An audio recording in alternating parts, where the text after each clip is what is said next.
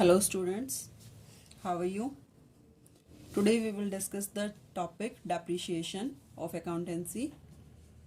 आज हम इसका इंट्रोडक्शन करते हैं कि डेप्रिसिएशन होता क्या है। डेप्रिसिएशन क्या है? जो हमारे पास फिक्स्ड एसेट्स होती हैं, उन फिक्स्ड एसेट्स को जिनकी लाइफ लॉन्ग पीरियड होती है, उन फिक्स्ड एसेट में जैसे जैसे हम उसको यूज़ करते हैं तो कुछ डिक्रीज होता जाता है उनकी वैल्यू में, उनकी फिजिकल वैल्यू में या उनकी जो मॉनेटरी वैल्यू है उसमें कुछ डिक्रीज होता जाता है। जैसे जैसे हम चीज़ों को यूज़ करते हैं वो घिसती हैं, उनमें घिसावट आती है। तो उस चीज़ के लिए हम कोई भी बिजनेसमैन, कोई भी फर्म जो है वो डेप्रिसिएशन को नोटिस करती है, डेप्रिसिएशन कैलकुलेट करती है कि किसी भी स्पेसिफिक एसेट पर कितना डेप्रिसिएशन लगता है। इसके लिए ज़रूरी है डेप्रिसिएशन का सबसे पहले हम देखते हैं मीनिंग जो है डेप्रिसिएशन का ये है कि अगर मैं एक लाइन में, एक सेंटेंस में बोलूं तो depreciation is the gradual and permanent decrease in the value of an asset from any case. किसी भी तरीके से जब किसी एसेट की वैल्यू में परमानेंट डिक्रीज होता है, depreciation is the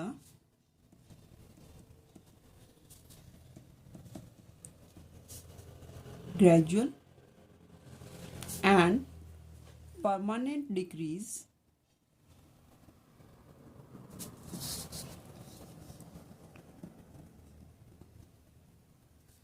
in the value of an asset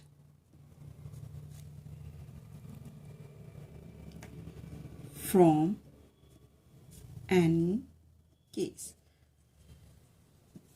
ये होता है डेप्रिसिएशन का मीनिंग कि किसी भी तरीके से किसी एसेट की वैल्यू में जो डिक्रीज होता है, और ये डिक्रीज जो होता है परमानेंट होता है और कॉन्टिन्यूसली लगातार चलता रहता है, वो जो धीरे धीरे होता है लेकिन कॉन्टिन्यू रहता है, उसे हम बोलते हैं डेप्रिसिएशन।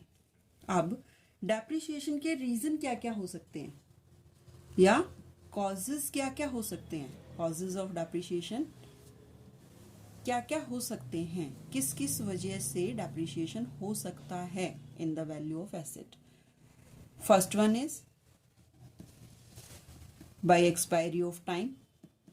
टाइम जैसे जैसे एक्सपायर होता है तो भी उसकी वैल्यू जो है वो कम हो जाती है। कम कैसे होती है? चाहे हमने चीज़ को यूज़ ही ना किया हो, बट जैसे जैसे टाइम स्पेंड होता है तो उसमें जो है वैल्यू कम होती जाती है। सेकेंड पॉइंट होता है बाय कांस्टेंट यूज़। हो सकता है कि हम उसको लगातार यूज़ कर रहे हैं जिसकी वजह से वो घिस रही है। ये तो था ओनली बिकॉज ऑफ टाइम। आप चाहे यूज़ कर रहे हैं या नहीं कर रहे हैं तो भी, क्योंकि टाइम जो है वो जा रहा है, टाइम काफ़ी हो चुका है उस चीज़ को, तो वो डेप्रिशिएट होती है। ये होता है कांस्टेंट यूज़। जब कॉन्टिन्यूसली हम किसी चीज़ को यूज़ करते जाते हैं तो उसमें जो है डेप्रिशिएशन होता है, वो चीज़ घिसती है। उसके बाद हम आते हैं बाय ऑब्सोलेंस। अब ऑब्सोलेंस क्या होता है, या फिर हम ये कह सकते हैं जैसे चीज़ें जो है वो आउटडेटेड हो जाती हैं, नई नई टेक्नोलॉजी आ जाती है जिसकी वजह से ये जो चीज़ें हैं, जब नई नई टेक्नोलॉजी आती है तो चीज़ें जो है वो आउट ऑफ फैशन हो जाती हैं, वो अब ट्रेंड में नहीं होती, उनकी जगह पर नई चीज़ें आ जाती हैं। तो ऑब्सोलेंस की वजह से भी हम उस चीज़ को यूज़ करना कम कर देते हैं या फिर उस चीज़ की वैल्यू में कमी आ जाती है। जैसे कि एग्जाम्पल होता है, पहले हम black and white TV use करते थे, फिर एग्जाम्पल है इसका, black and white TV use करते थे, फिर कलर टीवी आ गया। अब हम कलर टीवी को भी छोड़ के हमने एलईडी स्टार्ट कर दिए। तो ये होते हैं कि ये नई नई इन्वेंशंस हैं जिनकी वजह से ये चीज़ें जो हैं वो ऑब्सोलेट हो गई हैं, ये चीज़ें आउट ऑफ फैशन हो गई हैं। उसके बाद है बाय एक्सीडेंट। कोई एक्सीडेंट हो जाता है, कोई मिसहैपनिंग हो जाती है, कुछ मतलब चीज़ें जो हैं, किसी चीज़ को ज़्यादा नुकसान पहुंच जाता है तो भी उसकी जो होती है वो कैपेसिटी कम हो जाती है, उसकी एफिशिएंसी कम हो जाती है, वो उतने अच्छे से फिर हमें आउटपुट नहीं दे पाती।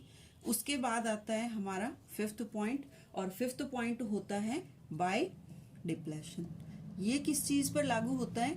जैसे हमारी ये होती हैं माइंस होती हैं, ठीक है, ऑयल वेल होते हैं, ये चीज़ें जैसे जैसे हम इनसे निकालते हैं, हम इनसे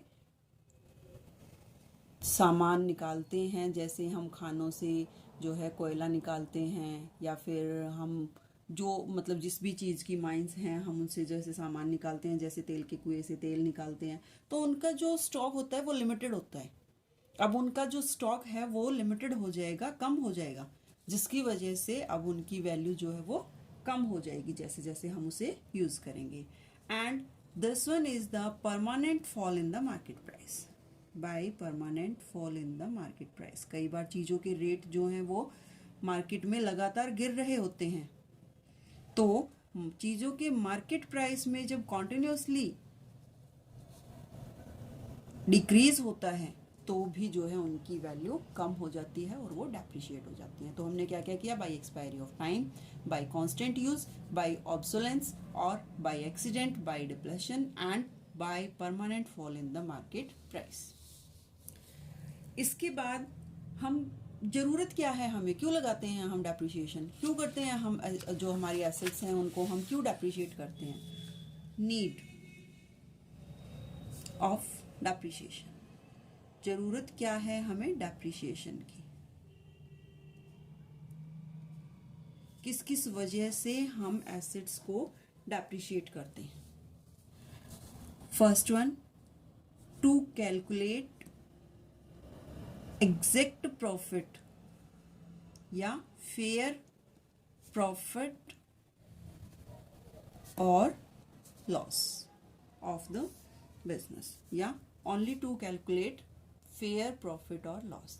अगर हमारी एसेट डेप्रिशिएट होती है और हम उस चीज़ को कंसिडर नहीं करते तो हम उसे एक एक्सपेंस नहीं मानेंगे, और एक्सपेंस क्योंकि वो हमने कैश में तो दिया नहीं होता। डेप्रिशिएशन की एक और बात होती है कि इसकी कैश पेमेंट नहीं होती। कैश पेमेंट तो सिर्फ एक बार की थी आपने, जब आपने उस एसेट को परचेज किया था। अब वो टाइम टू टाइम जो है यूज़ हो रही है, तो हम उसमें जो डेप्रिशिएशन आ रहा है उसकी हम कोई कैश पेमेंट तो कर नहीं रहे, कोई एक्सपेंस तो हुआ नहीं, तो हम उसे अगर ये मानते हैं, ना ही तो हम उसे एक्रूअल बेसिस पर हम अपने अकाउंट्स तैयार करते हैं। हमारा प्रॉफिट एंड लॉस अकाउंट जो होता है वो एक्रूअल बेसिस पर तैयार होता है, और उसमें हम अपने हर एक्सपेंस को, हर इनकम को जो है कंसिडर करते हैं, चाहे फिर वो कैश की फॉर्म में हो या नॉन कैश हो। तो जो डेप्रिशिएशन है वो नॉन कैश है।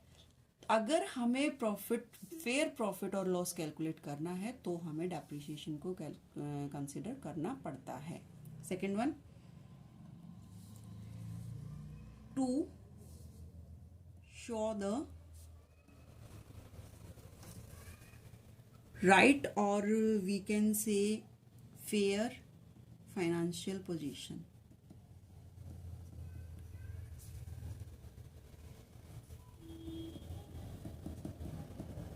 Of firm. फर्म की बिल्कुल एग्जैक्ट फाइनेंशियल पोजीशन शो करने के लिए भी हमें ज़रूरत होती है कि हम डेप्रिशिएशन कैलकुलेट करें। क्यों? क्योंकि हम जब डेप्रिशिएशन कैलकुलेट करते हैं तो हम डेप्रिशिएशन को इधर तो हम एज एन एक्सपेंस दिखाते हैं, कहाँ पर? प्रॉफिट एंड लॉस की डेबिट साइड में। लेकिन जब हम बैलेंस शीट बनाते हैं तो बैलेंस शीट में जो रिलेटेड एसेट है उसमें से हम इसे माइनस करते हैं। अगर हम इसे रिलेटेड एसेट में से माइनस करते हैं तो अब हमारी जो एसेट है उसकी नेट वैल्यू हम शो करते हैं, और हमारी जो फाइनेंशियल पोजीशन होती है, जो हमारी आर्थिक स्थिति होती है, वो बिल्कुल एग्जैक्ट हम अपने जो भी मतलब इंटरेस्टेड पार्टीज हैं उनको शो कर सकते हैं कि भाई एक्चुअल फाइनेंशियल पोजीशन हमारी ये है। ओके बेटा, then next point is to calculate the